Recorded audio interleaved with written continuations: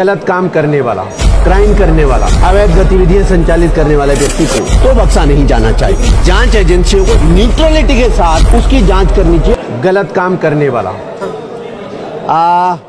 Crime करने वाला, अवैध गतिविधियां संचालित करने वाले व्यक्ति को कभी भी उसको टैग मत करिए कि वो कौन से पार्टी का है, और कभी इस बात से प्रभावित होने की आवश्यकता नहीं है कि वो किसके करीब है। ये लॉ का बुनियादी सिद्धांत है। किसके साथ किसकी फोटो है, कौन किस परिवार से ताल्लुक़ रखता है, कौन किस राजनीतिक दल से उसका संबंध रहा है, इससे प्रभावित हुए बिना जांच एजेंसियों को, जैसा मैंने कहा, न्यूट्रलिटी के साथ उसकी जांच करनी चाहिए। और कितना ही बड़ा कोई भी व्यक्ति हो तो बख्शा नहीं जाना चाहिए। देते हैं और इस प्रकार से उसको, जिसे डकैती पड़े उस पर, नकल माफिया और पेपर लीक माफिया और फलाना ये सब करें, तो ये तो बहुत दुर्भाग्यपूर्ण स्थिति है। इसलिए जो कार्रवाई हो रही है वो संतोषजनक है। हम उम्मीद करते हैं कि आगे भी जिन जिन लोगों के तार इससे जुड़े हुए हों, हाउएवर हाई और लो, कितने ही बड़े, कोई बड़ा हो छोटा हो, किसी को भी बख्शा नहीं जाना चाहिए।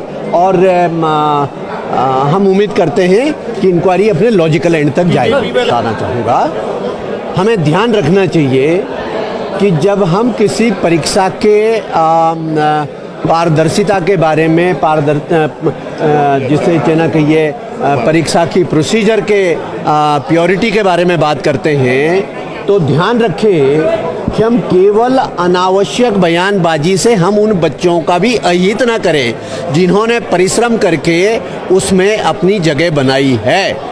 यदि किसी के पास किसी भी तरह का साक्ष्य हो, जैसे इस परीक्षा के बारे में बहुत सारे साक्ष्य आए, तो निश्चित रूप से उसकी जांच होनी चाहिए।